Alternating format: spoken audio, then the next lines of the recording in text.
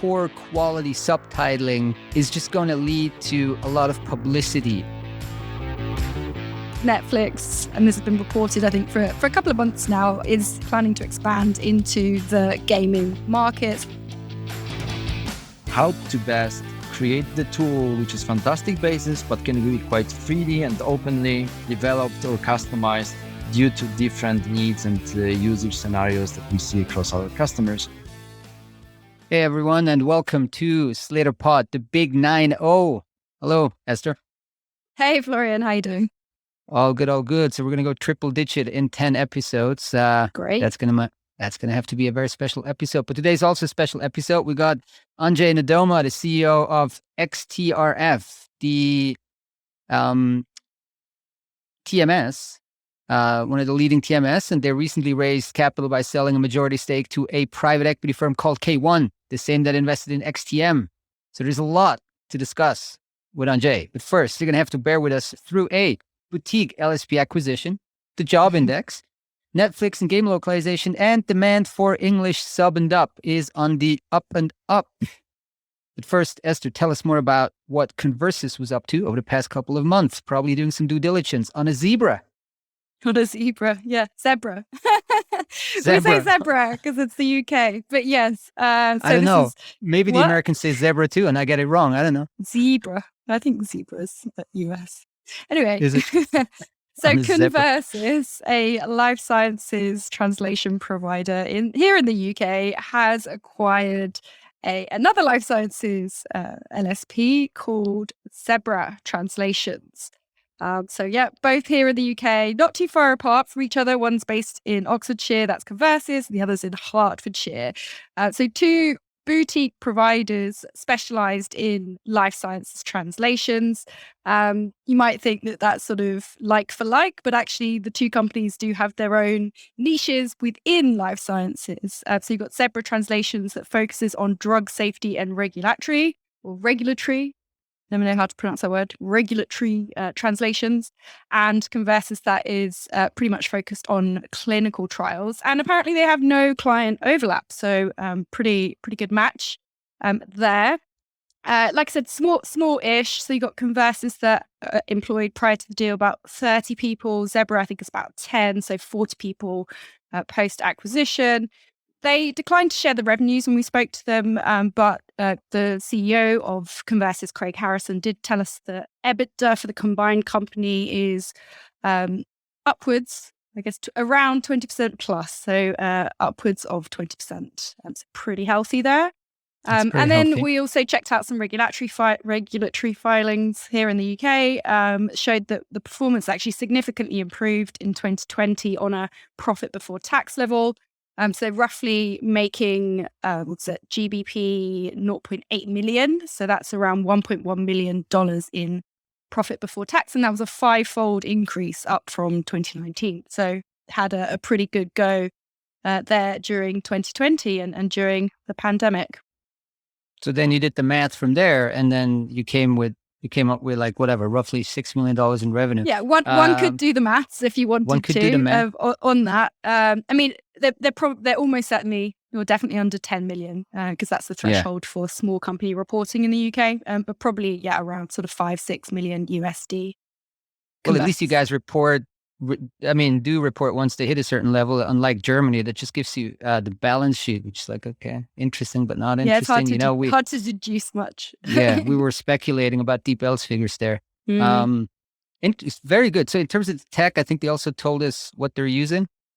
Yeah, so Conversus is using a mix of Pluna and MemoQ with some proprietary tools as well that they've developed. So they said that they're looking at obviously rolling that out to Zebra in due course, but that two businesses will be kept separate, at least initially. And Zebra's two founders, so these are two co-founders and co-owners of Zebra, they'll stay on for 6 months as consultants to obviously help with the transition. Hey, so that's the lead for Andrzej. Who knows? Maybe he's been talking to them. Jobs. Lots of jobs. As we're heading into the final quarters. Sorry. I didn't realize that was the start of a new section. Yes, jobs. Lots of jobs. We reported again on the Slater Language Industry Job Index. into the final quarter of 2021. So this is the final furlong of the year. The job index is still going extremely strongly. So it climbed again in October to by nearly 4 points. So it climbed slightly less than it did in September, where we had a really bumper month and it climbed about 10 points. The job index has climbed 55 points in total year to date in 2021, and more than 65 points since it was launched 3 years ago in 2018. Sorry. So we had pretty consistent growth over 2021. It's only seen a month-on-month decline once this year, and that was back in June when it fell by about 4 or 5 points. I guess sort of summer dip type thing, but always, like you said, lots of things on the up. Oh, that's great. So I guess anybody who's in the kind of the graduation cohort should be getting some offers right now. So that's it's good for them. Moving to a streaming giant, but before that, people maybe don't know, we actually have a localization industry buyer tracker that we publish for our Slater Pro subscribers, and we catch probably 20 to 30 major buyer moves. So basically, one buyer moves to another company, like some head of localization from company X goes to as maybe director of localization to company Y. We actually put that in that article. That's very helpful information for salespeople, for owners, and etc. And we've so far I don't know how many individual features we've published, but we've probably running at about 600 moves, buyer moves covered. And one of the particular ones that we highlighted in this edition that just came out a few minutes ago on we're recording this on a Wednesday, was a localization producer, games at Netflix. At Netflix. So Netflix is hiring game localization producers. And that got us thinking. And then you went off and did some research. So why don't you share your initial findings?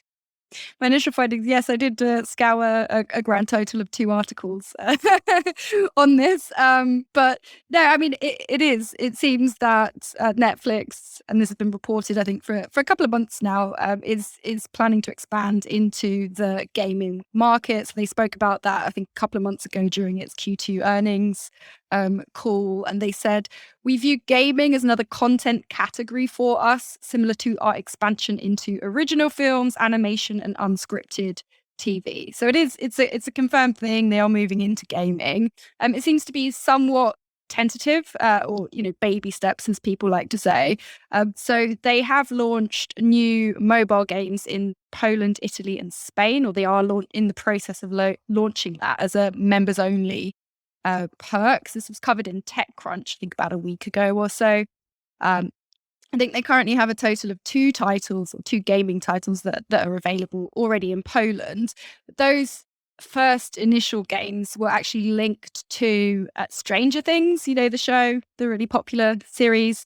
So I think they were somehow tied to that. But these new games that are being launched, they're calling them casual games. As a genre, which is not something that I'd come across before, but it's 3 kind of casual games called Shooting Hoops, Teeter Up, and Card Blast.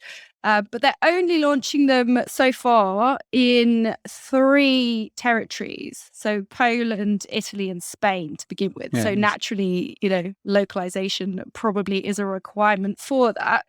And yeah, it seems to be available only for Android. This is what TechCrunch was saying. At the moment, it's available through a games tab on the Netflix app for Android. And you need your Netflix credentials to log in. It's free to play. There's no advertising and no in-game purchases. So it's an interesting move. Do you have a take on this? No, I'm not in Poland, Italy, or Spain, and I'm an iPhone user, so I won't get to play. No, maybe it's similar to, it's kind of like Apple's Arcade, which, I mean, has many more titles, but I guess that's what they mean by casual games, right? So it's not like the AAA games that you need to play with some GPU-powered, kind of gamer wreck. I mean, just generally, it's interesting. I mean, this is playing into our convergence, into our convergent theory, right? Which we shared before, where you have literally everything from transcription to media localization to game localization, kind of all converging into this bigger media/gaming service vertical that's just very complex to service, and you have players like the Keywords and the Ionos and everybody in there. So yeah, interesting move. Will again probably change some of the dynamics if they really go after this in a big way. And why wouldn't they? I mean, they got the money. So I don't really understand if they just went in and had a few casual games there for the next 2 to 3 years. I wouldn't understand why why they wouldn't really ramp this up strongly. Staying with Netflix and the really fast rising demand for English subtitling and dubbing, and case in point was that it's just a very public activity if you actually do the translation, the subtitling, for example. And there's one. And so, but my point being here that it's very critical to get it right, as these streaming providers are buying a lot more, quote unquote, I mean, what the Americans call like international productions, right? So Korean dramas, German, I don't know, crime series, and Nordic, crime noir or whatever. So there was we got it from the New York Post, no less, right? Credible news source. But they had an article about the Squid Game, which Netflix is really trying to force me to watch, but I'm not sure. I'm watching another series at the moment. So there was the headline was Squid Game gets called out for botched Korean translations. Long story short, basically, it's they said that the fact that the players are various players. There's apparently some kind of what's that original Hunger movie Games. kind of some Hunger Games like plot where the players. So they said that the players are of various disadvantaged and otherwise low income backgrounds, and that is critical to the nuance of the translation. But that is completely missed in the English translation. So basically, they're plucking out one key theme of the show, and that was not really being transported well into the English translation. So people that are just watching it and they're reading the English, they don't, it's just a lot. It's a lot less salient. It's much more neutral. And that Korean speaker, which apparently is she's a comedy writer and a fluent Korean speaker. She said the dialogue was written so well and zero of it was preserved. Again, the point here is that poor quality subtitling is just going to lead to a lot of publicity, as opposed to most other areas in translation where it's the client will complain, but basically no one else. But here you got the entire world watching and reading, and so there's a publicity cost to this, and I would assume that this is also just a function of just not having enough resources. I mean, Korean into English subtitling was probably quite like super niche 5 years ago, and now they're ramping up. Where do you get those resources? Where do you get those people? And so it's hard to do. Yeah. Case I think in more point, so for dubbing as well. I mean, I'm sure you can find Korean into English US, especially, big kind of Korean population in parts of the US. There will be native English speakers that can translate that, but perhaps not so specialized in media localization. And then again, if you're talking about dubbing, you're adding this extra layer of kind of performance and lip syncing and everything that we've discussed many times previously. Absolutely. And I mean, of course, the fact that, you have a big population doesn't mean you have a lot of qualified translators. And then even if you have a lot of qualified translators, are they going to be the right subtitling translators, et cetera, and then are you going to find the company that has these qualified resources, et cetera, and are they going to be available to you, even if you're Netflix, because there's a few other streamers around, that also require those capacities. And just to close on this, I mean, you mentioned dubbing, exactly. So there was a tweet by no other than Mr. Jeff Bezos, CEO and former CEO of Amazon. I think now he's no longer the CEO. And he's congratulating basically the Netflix team over kind of that Squid Game, the series, basically saying that their internationalization strategy isn't easy and they're making it work, impressive and inspiring. I mean, obviously that's coming from Bezos being the part owner of Amazon, and Amazon what is Prime it? Video. Amazon Video, Amazon Prime Yeah. Video, or what is it? So Yeah, they're Prime also Video. Yeah. they're also competing for some of those resources. So um so basically that highlights again that there's this and this is for also for dubbing, and this really highlights that there's this fast emerging demand. I mean, I'm currently watching a German show, so I'm gonna Mhm. maybe try to switch and see if I have the option to get that it dubbed into English, or Oh, yeah, maybe interesting. read the subtitles, and I'll let you know. So I'll I start that should check it experiment out as tonight. well. I mean, I've taken quite a hard stance against dubbing so far into English. That is, I don't really like it, but I feel like, for the purposes at least of research, I should It's maybe, research. yeah, Yes. I should test it out. Wait, So you let's can go pay back. me for my time spent on Netflix. Yeah. Okay, you go off and watch an entire show tomorrow morning. Yeah. Cool. All 8 right. So hours. let's head over to maybe very familiar shores with translation management systems. One of the leading ones, XTRF, and their CEO Andrzej Nadoma.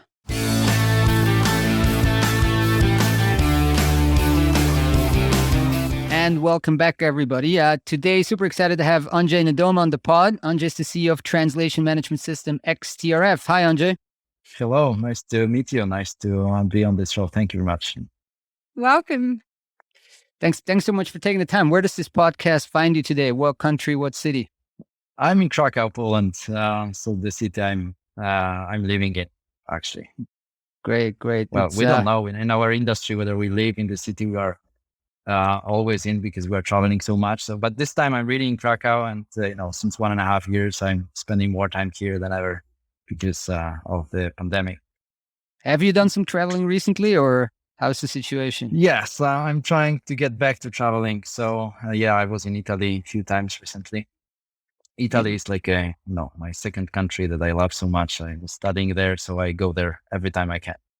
Nice. Yeah, this is actually Italy is the one country that I went to even during the whole COVID thing. But it's close. We're borders. So Absolutely, yeah. hey, let's talk a bit about XTRF in a nutshell. Tell us a bit about a lot of the people that are listening to this podcast would be familiar with XTRF, the brand, right? But maybe let's tell us a bit more about the origin story, founders, kind of trajectories, key clients, just, the extended elevator introduction here. Oh yeah. So the story behind XTRF starts 20 years ago when I finished my studies and I joined my parents in their home-based translation company, which they wanted to grow. And I was invited to help them grow this company, which was great.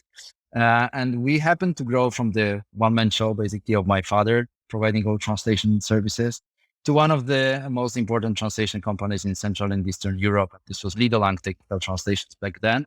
And as we were developing the translation company, we have seen how much we need technology to automate our operations, because project management was a lot of manual operations, which was not super efficient, whether it is about, preparing files or calling translators to see who's available, and then storing every data related to pricing with clients, pricing with vendors, and then executing on the project. So a lot of work that typically happens in a translation company to execute on a project. And we said, we need to do something about this. Back then, we didn't find the tool which was suitable for what we planned or what we expected.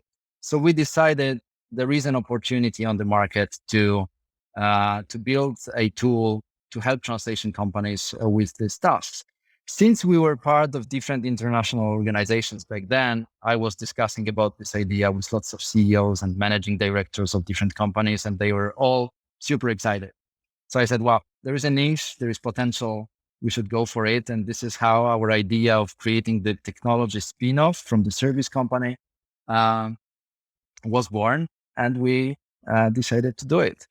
And we were, bootstrapping, and in the early days, of course, developing the software by covering the costs from our own pockets and our own money.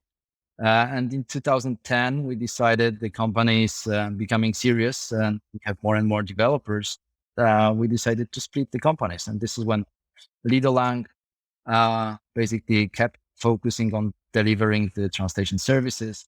And XTRF as company was created with, just purely technology aspects and product in this.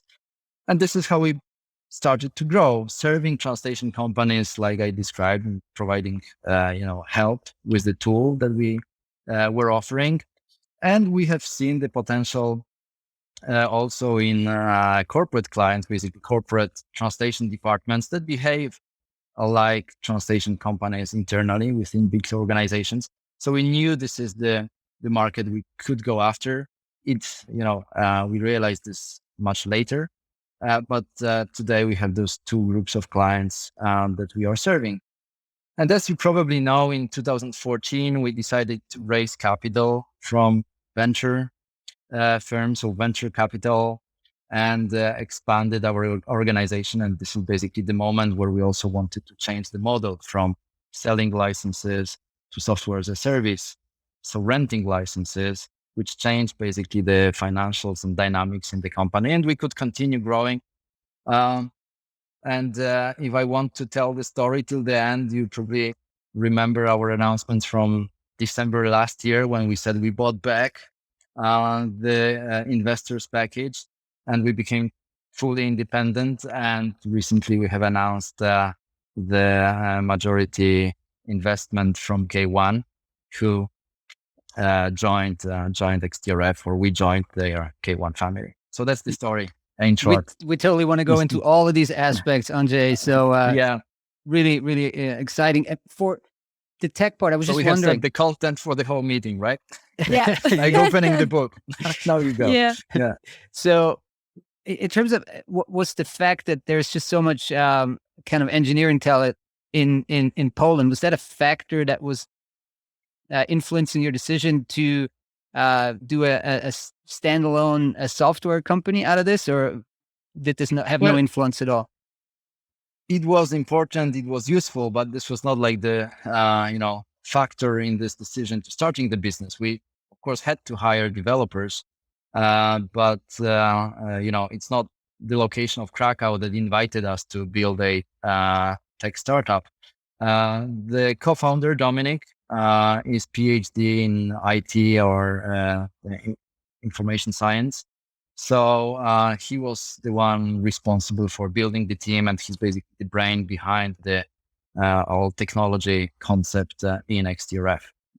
So of course, him being PhD and also working in at one of Krakow universities gave us access initially to talents that we could source and bring to our company. This was how we started. So I want to know a bit more about the early days when you were talking there about being kind of a part of the family business. So I'm wondering, on a personal level, what was it like for you to step out on your own when you just made the decision to spin XTRF off from the family LSP? Yeah, it was all exciting elements, building together the translation company with my parents and then building the software company. It's just all exciting evolution and our basically professional career or path. I was, of course, involved a lot in growth of Legalux, the translation company. So I was still helping them with strategy and helping them organize things. But indeed, building my own product, which was basically invented by me and Dominik, and luckily co-sponsored by my father, who was like the initial investor in XTRF. It was great. I had this luck of having a lot of trust from my father. So it, helped and worked very well together. Have him as a partner because he was the partner, one of the shareholders in XTRF, because obviously we were, driving our revenues from the translation company to build the technology startup. It meant that we are all working together or being engaged together. But that's true that this was the first company where I was from the beginning the CEO and the head behind the strategy and go-to-market and the product idea. Tell us a bit more about the decision to go from licenses to SaaS. If I understand, it was like around 2014. So kind of quite quickly after setting up the company in the first place, and then a big shift. And and somewhat early-ish, right? 2014 to go full SaaS. How was that? How was that decision? How was the background? How hard was it? Um, it's very hard not to do it because when you keep selling licenses, you basically have to chase clients to generate revenue so that you can cover the costs all the time, because you keep on selling, but once you have sold, you have only a tiny, support fee that comes back to you every month or every year. Switching to rental means that you build a stable recurring revenue, which of course, requires an effort and time to build this recurring revenue to the amount which covers your cost.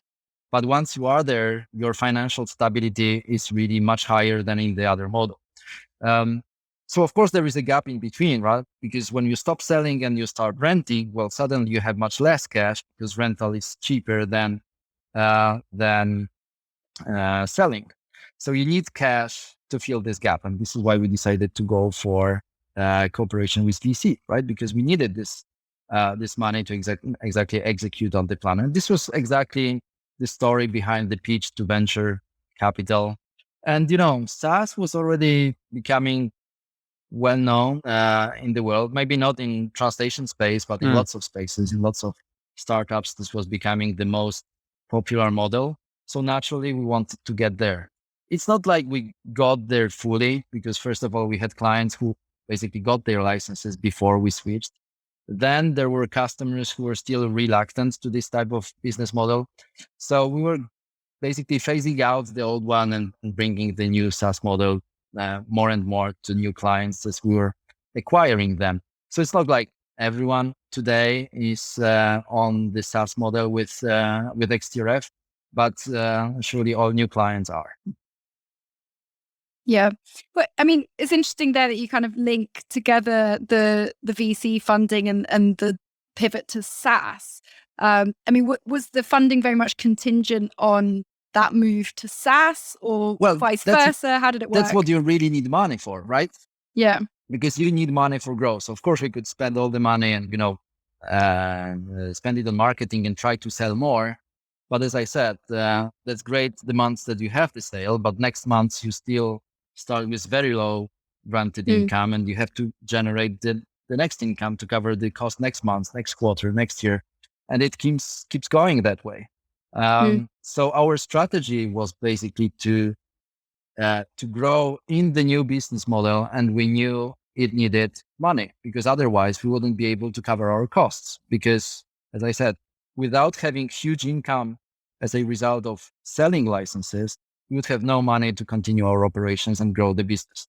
And like in every startup, you have to cover two sides of operations. Well, one is investing in getting customers and sales, and the other, of course, is keeping the development of the product going, because every client comes with new ideas. We also had our ideas about where we want to go, but the more clients we have, the more ideas we get about what they expect the system could do for them and how we could develop that.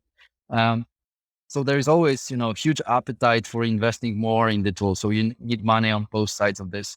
So keeping balance is not easy, and changing the business strategy or business model at the same time is even less easy. So that's why we needed VC to help us with this. Without VC, we wouldn't be able to finance that. Yeah. So we'll get back to K1 in a second. Just first, you mentioned marketing and sales, like over the past, 5, 6, 7 years. Where did you see the most effective channels for doing marketing and sales? Targeting the LSPs, but then also the enterprise a bit more. Yeah, so I have the feeling like there is no general rule, about what's working in marketing in general. Probably it changes over time. Like each year was different. Like, going to conferences was great. We were visible and we could meet a lot of people. But then we realized that there's always more or less the same, group of people that is attending conferences, with just only a few of them changing from conference to conference. So then we went to more online marketing and outreaching to clients. Then it's social media and content marketing, which probably works for us. the best in the recent 2-3 years. And recently, proactive contacting of clients, combining the content marketing with marketing automation and proactive, then engaging those found leads into more and more advanced discussions. This is what is working best today. Got it.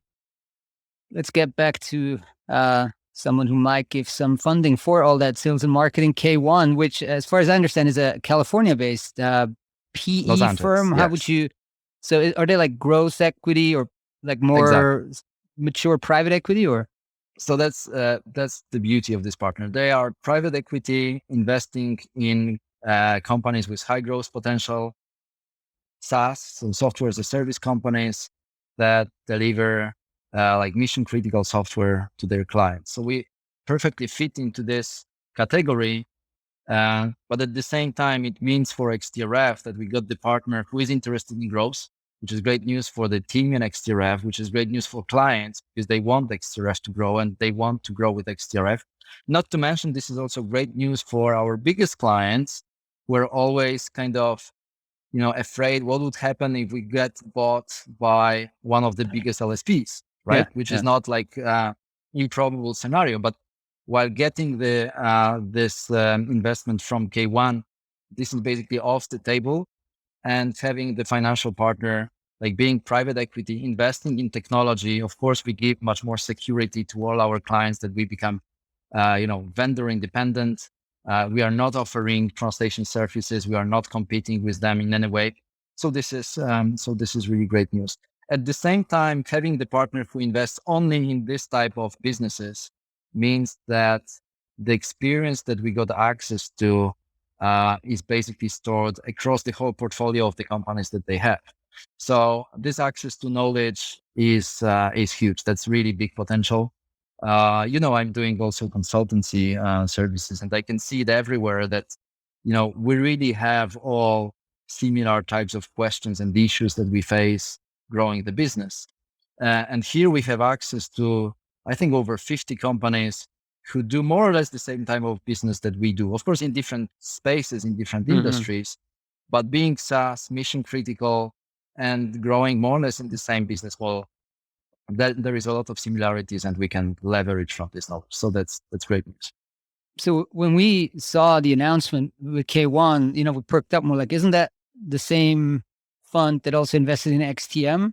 Can you just tell us a bit more? Is there any overlap? I mean, was like XTM, was that part of their decision to go also with you guys? I mean, how does this whole thing, how did it unfold? The fact that we are sister companies creates a lot of, potential and benefits. Of course, we run as independent businesses. We are like having the same roof because K1 is our common partner.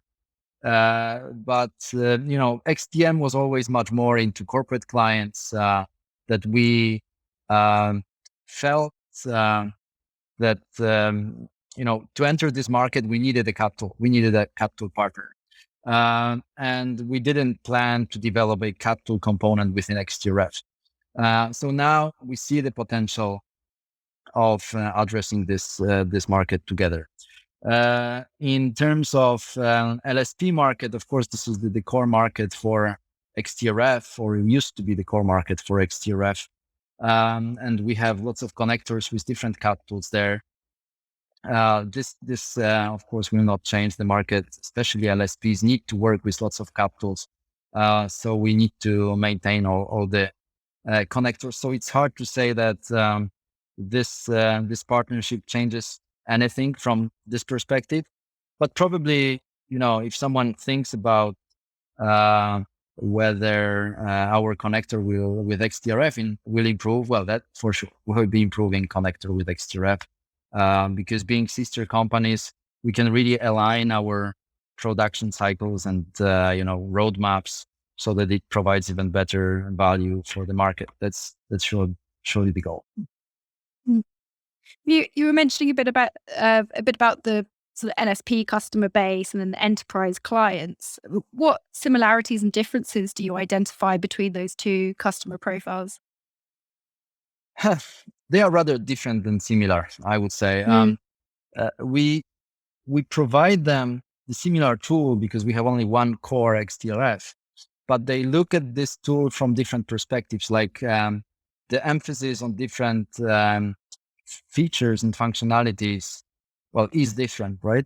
While LSP companies, they serve hundreds of different clients. So they have hundreds of different workflows. They work with lots of vendors, thousands of them in the vendor pool that they maintain. So they have lots of quite unique types of projects. While corporate clients, they serve their internal needs, right? So they have probably lower number of different workflows that they execute. But for example, the usage of our customer portal might be totally different, because for the corporate client, what we call customer portal, we should rather call there a procurement portal, because for them, this is the tool for internal users to centralize all their requests on one content management office, or whatever they call it, localization center. So you can see that they use the same elements available in XTRF for a little bit different goals, right? They would also typically work with less vendors. They tend to have just few LSPs that they downsource the projects to. So there are differences, but still, we manage to maintain one core system that can be adapted to the two usages, two types of users or clients that we have. And basically, that's the big topic that we handle for so many years. How to best create the tool, which is fantastic basis, but can be quite freely and openly developed or customized due to different needs and usage scenarios that we see across our customers. Because even between like similar groups like LSPs, well, they all have their particular ideas, and they might be pretty different from each other. So the tool needs to be open enough, flexible enough to be able to accommodate those differences. What are some of the key ones for, let's say you have a $2 million boutique LSP versus like a $50 million, global follow the sun type of, $2-3 million key account LSP? Like for you, as kind of deploying the system, maybe doing some continuous training, onboarding new people, working on kind of bespoke connectors, stuff like that. You mean what's best type of client for us? No. What are some of the, you mentioned some of the differences. So I'm just trying to understand, like, would a $2 million boutique be almost kind of hands off? They get it. They pay the monthly subscription, the annual subscription, and then, yeah, that's basically the rule. The smaller the company, the less customizations they want to have, or they can even afford less customizations, but they work in a more or less standard way. And the more the size of this company, of this client grows, the more sophisticated the needs, the more particular their end client needs they have that they want to accommodate. And also, as they typically grow their technology skills or understanding of what is possible with technology, or they even build their technology departments, well, they have more ideas about what additionally can be automated, what can be built on top of XTRF. So their, requirements related to some particular scripts or macros or other applications that can be developed on top of XTRF are even more, sophisticated. And that's what we help them doing as well. Do you have like a very strict kind of hold the line policy in terms of not having like feature overkill eventually, and like kind of try to accommodate everybody's little niche feature, and then the platform becomes super heavy? Yeah. Or like how do you manage that? Great question. So first of all, we need to distinguish, what develops the core system and what is the development particular for the client. We try to maintain we maintain one core system, so there is no different versions of XTRF. And each time when the customer asks for something special, we really try to understand whether this is unique for the customer or this is quite generic for the market. When this is generic for the market, of course, it's a question, how can we implement this within the core system? And of course, like you say, be very selective about what we decide to implement so that we don't add 1,000 buttons on one page, which is a risk there. But this risk can be managed by understanding that lots of these requests, very particular, presented by clients, are really unique to them. And if the platform is flexible like XTRF is, and we can really build macros, scripts, small applications, or some custom tools that can be attached through the API, well, it means that we develop a little piece of software just for this customer. So this is not visible from the main user interface, but it delivers a certain value or feature to this particular client, right? So in that sense, we maintain one core system, but we can have lots of different applications or customizations that we develop for clients individually. But as long as they use the same API, their maintenance is not that, difficult. Yeah. So, I mean, if we zoom out a bit, maybe not thinking specifically about XTRF, but more about the TMS landscape generally, what have you observed over these, the past decade or so of operating with XTRF? I mean, what have you seen as some of the key milestones and shifts in TMS generally? Yeah, first probably is that nobody now really knows what a TMS is, because we use this term for so many different tools that used to be like XTRFs or more business-oriented tools, or that used to be like CAD tools, so more, translation environment. Now these words kind of merge, and we can see a lot of functionalities overlapping. At the same time, when we started with XTRF, people implemented that, and they were kind of reluctant to automating everything. They were rather using this to keep data in order and really keep track of everything which is happening. So it was like a recording tool that was recording all the business projects, events, and everything that was happening there, and processes. And as we see the time going by, people are more and more open to automation and willing to automate, because also the type of projects on the translation market changed, right? So 10 years ago, we would see much more projects, or 20 years ago, much more projects that were like huge manuals to be translated into several languages, and we had like few weeks to do that, right? Now we don't see that types of projects so much, because there is lots of small bits of text that come from content management system that are translated in much more languages, not few, but few dozens of languages. And the deadline is within hours or days, surely not within weeks. And probably there is lots of steps involved in this process. So we really need to, execute lots of operations which wouldn't be possible without automating them. It would just cost too much towards the tiny value of those small projects that come very frequently every day or several times a week. So I think the type of projects and the usage of CMSs really imposed a different usage of business management systems or project automation systems like XTRF. And then what about for XTF? So other than the shift, the pivot to SaaS 7-8 years ago now, in the past 4 or 5 years, what do you think are some of the most important, like 2 or 3 innovations from XTRF? Yeah, so first of all, those would be those automations that we really made available to customers. Second one, very related to the first one, is development of what we call smart projects. So a new interface for managing projects, much nicer in terms of user interface, usability, also in terms of how we present or give access to different features. Not everything is on the screen immediately, so we basically show the functions that are important or needed by the user in a specific situation, specific moment, so that we do not, charge the screen with too many options at the same time. And this is really something that wins a lot of clients for XTRF. The smart projects, beautiful interface, very responsive, very attractive. Then going to cloud for sure. So XTRF is a single tenant application, which means every instance of XTRF is separated from the other instances, right? So there isn't any risk or flow of data between the instances.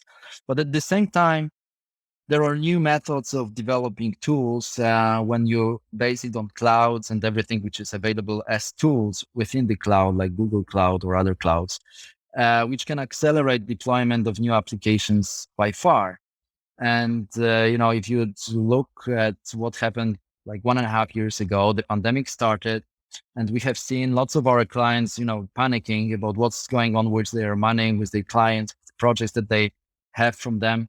And they all had one question or two questions in mind, which clients of theirs go down, because they would need to understand the situation, assign customer success teams to try to maybe find the solution and help the client somehow.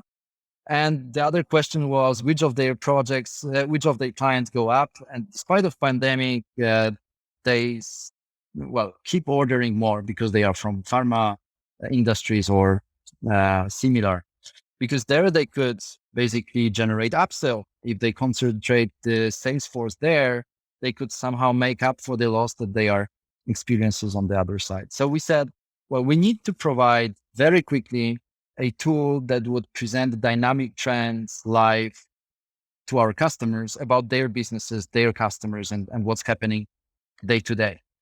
And we developed something that we called the XTRF Business Barometer, which is exactly like the reporting tool basing on trends on different business parameters or key performance indicators, which could be really life-saving for some of our clients, right? Giving this information quickly to them was so important.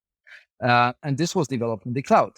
So we have seen how within weeks we can provide new functionalities and deliver new value to the customers. And we focus on developing more and more of these cloud solutions, which are much lighter in development, much lighter in deployment, and can be delivering value faster. So I think that's the way to go. New components, we try to position them in the cloud. So the barometer is like for senior management, for example, to just understand almost like live, okay, which segments are going up, which are going down, where do I Yes. maybe need to look at my kind of account management setup, my project management setup. These people are probably not so busy, while like the clinical trial people are like, super busy. Okay. Exactly. Um, Exactly. That was interesting. the concept. How was that for you? Like, we spoke about the SaaS business model, which is super attractive because it's got these recurring revenues. Like, was it as stable as you would have expected during kind of the early Very panic much. part of the pandemic? Like people just Very wouldn't much. cancel. They were doing other things, but not canceling your subscriptions. Very much. So of course, when you work on in software as a service model, you have a few KPIs that you monitor, and one of them is churn. Yeah. It basically means the clients from your portfolio that go away, that leave you, right? So this is churn. So of course, this is the main factor that we're monitoring, but we could see nearly zero churn, a little bit of Nice. downsell, which means customers had to let few people off. So they were reducing the number of licenses in use. So a little bit of downsell could be seen, but really very limited. And by the way, we have seen it already go back to normal after like a year. But the overall financial stability was there. So I must say we were really in good shape, and we didn't have to panic at all. So this one was the moment where we felt how much this financial stability is worth for the company, for the stability of employment, for the business in general. It was really good. And coming back to the idea of innovation and evolution, sort of in translation technology, I mean, have you seen any impact from machine translation on sort of TMS development generally? How are those two interacting now? Yeah, so machine translation, because it touches the content, right? It helps the translation process or changes the translation process. So typically this is plugged through the CAT tool, right? So in XTRF, being the tool that manages the whole workflow of the project, part of this workflow is related to real typing of the translation or editing or quality check. Well, this is outsourced or done in cooperation with third-party technology to us, which is a CAT tool, different one. And to this CAT tool, typically you would plug the machine translation, because rather than doing human translation, you can implement machine translation step and then have the post-machine translation editing step done by humans.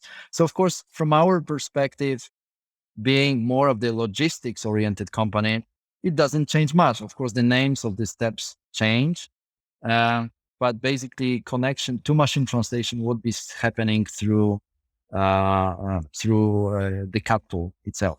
But of course, we can surely envisage pretty soon processes that just require machine translation or just short editing of this machine translation output, and probably we could see the connections between TMS and machine translation directly and deliver it to the customer, or plugging a simple editor just to edit the output from the machine translation and without benefiting from the whole translation memory system. Got it. So usually our final question is always around outlook, crystal ball, vision. So, 3 to 5 years now that you have access to that big network of expertise, but also capital from K1. First, what is your kind of roadmap for the next 3 to 5 years, and where do you see the industry going? The broader industry, for you, the LSP industry is super important. So where do you see that going? Well, I can see that the type of projects that require human translation, machine translation are pretty different, right? There is lots of regulated content, like in life science, legal, in finance, banking, and we surely require a lot of attention to details there. And we can see that the role of humans there will remain important, and there is really a lot of focus from different LSPs on these areas. While technology or manuals or this type of technical documentation is probably more ready for engaging machine translation, because surely machine translation is what impacts this industry the most, right?